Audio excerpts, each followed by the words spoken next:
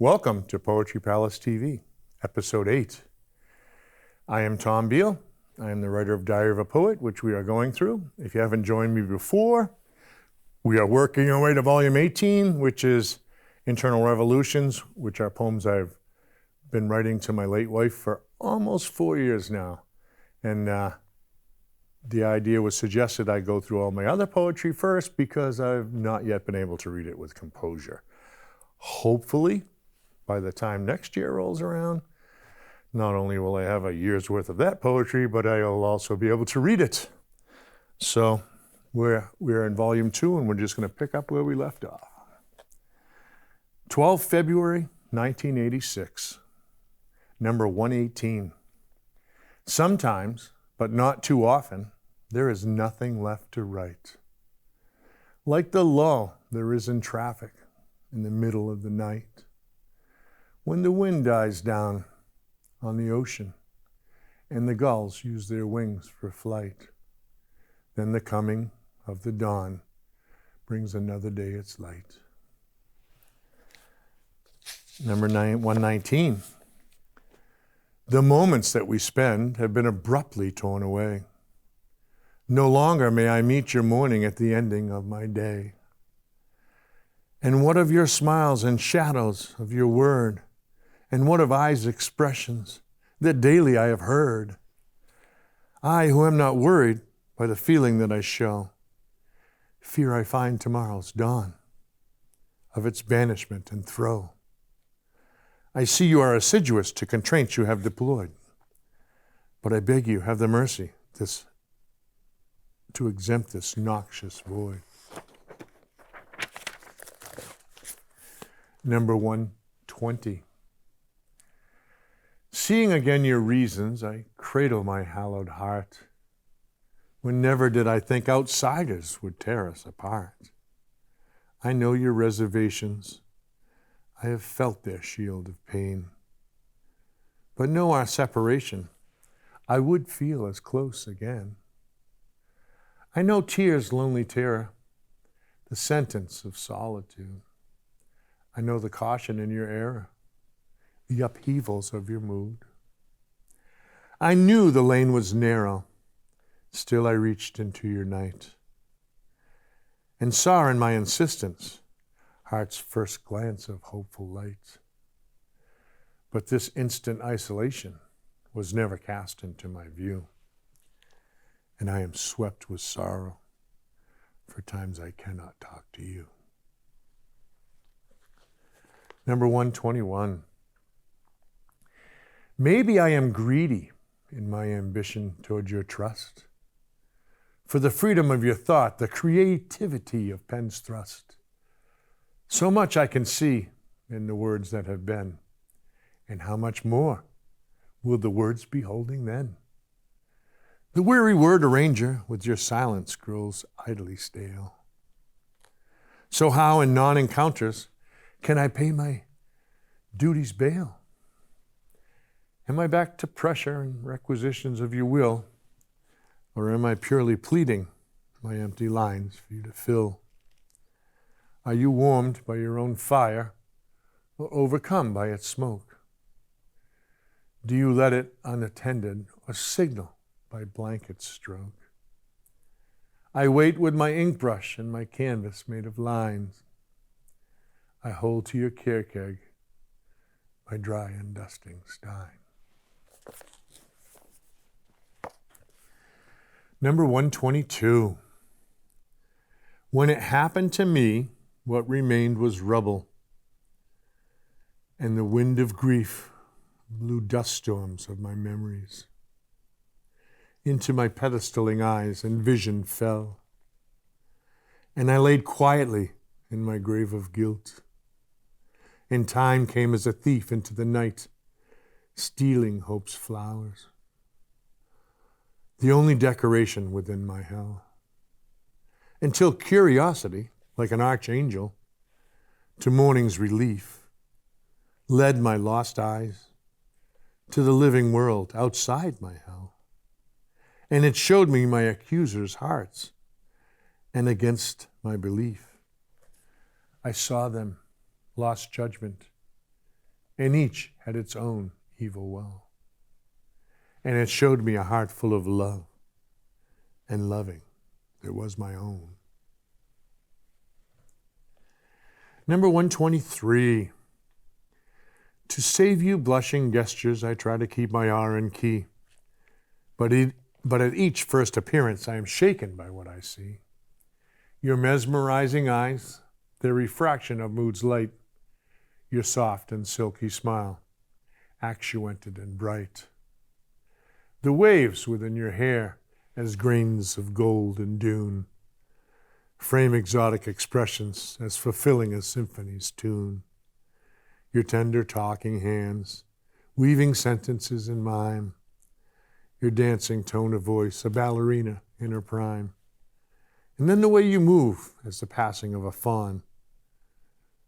There is not one other I would rather rest my eyes upon. 14 February 1986, number 124. This, a day of love and lovers, of roses and bouquets, of cards and candies, of hearts and hugs, and kisses and corsages, is just another day I cannot spend with you.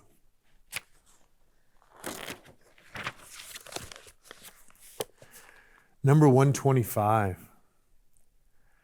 I sat alone last night, drinking beer and attempting verse, in a dim-lit tavern full of the eve's converse. There were women with roses and there were couples snug. Even came an old friend with a warming hug. But my pen, stuck in slumber, would not paint for me, and my meditative mind had nothing to hear or see. There were many scribbles and many a shredded page, but creative calculations were far beyond words' range. Inside my shell of existence, there were echoes of you, but they were not fading as echoes usually do. They built to vicious volume, exploding emotions' ear and blinding my heart, accepting this silent fear. Number 127. There are times when I am happy and times when I am sad.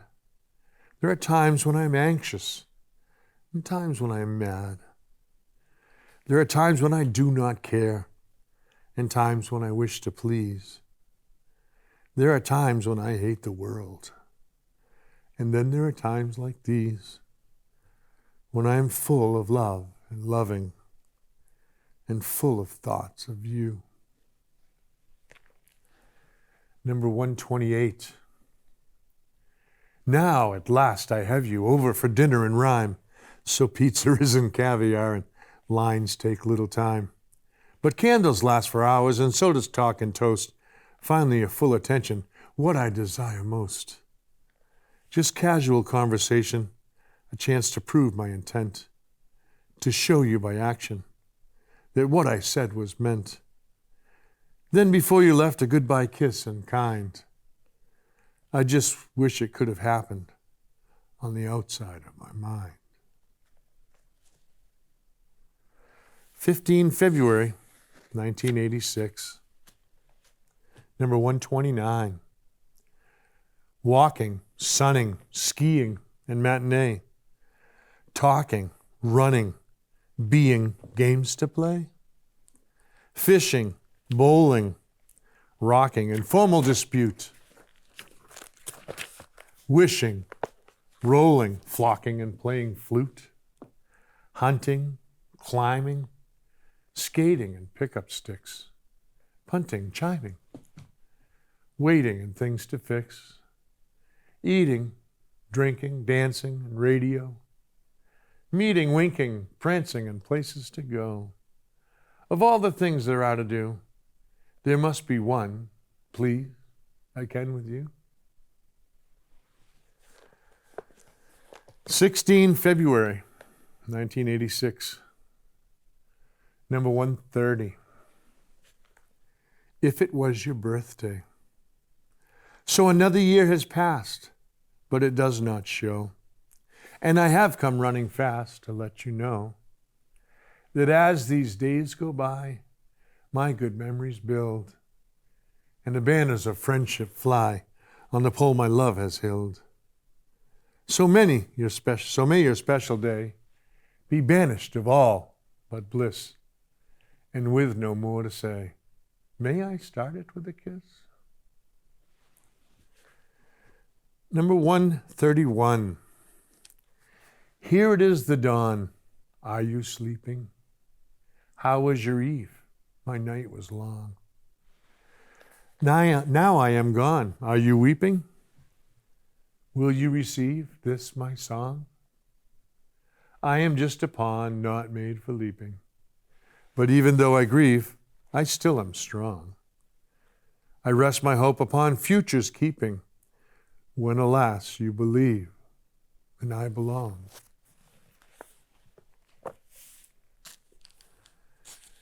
February 1986. Number 133. Sorrow's tears have turned to elation, now that no man's land has been freed.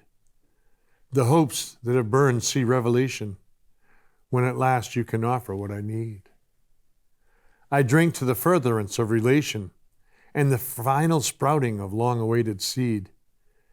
Maybe you have read exaggeration into longing lines of desire's creed. But believe it was desperation, like the calling of nature is to breed. I found a way to fare through want's duration, and found there is no shame on knees that plead. I found that was no room for exasperation, and that to the calls of caution I would not heed. I have accepted you as gold, no reevaluation. I have only come to join, not to lead. Be the donor of your deserved adoration, weaving it into rhyme for the world to read.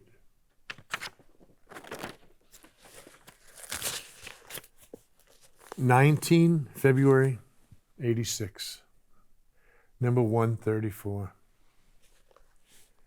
Maybe my disappointment looks like anger from afar, but you are not responsible, the interjections are. When I await your presence, certain expectations grow, and when it does not come, it hurts to watch them go. I am sure my smile does vanish, and possibly a frown, but in no way does my mind then put you down. So if you are given messages that say I have given slight, just know within your mind that they could not have it right. Number 20 February 1986. Number 135. Does the radiance of your smile this morning end the air of interpretation yesterday?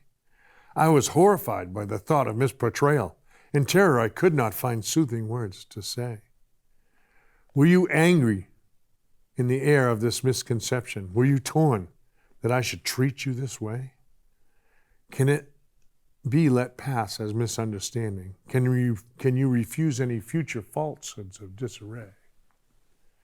Can you accept me in my avid admiration?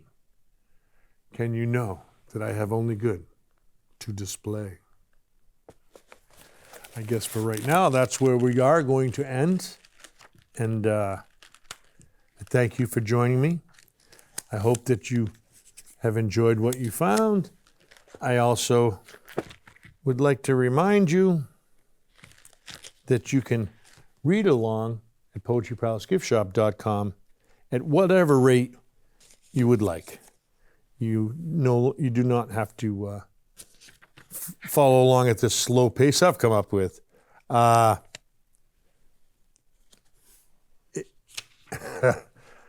am trying to get a little more organized as I go. Obviously, I'm still getting there. But if you do know people that like poetry and they might like mine, please have them join us for the next one. And thanks again for coming, and I hope to see you next week. And au revoir.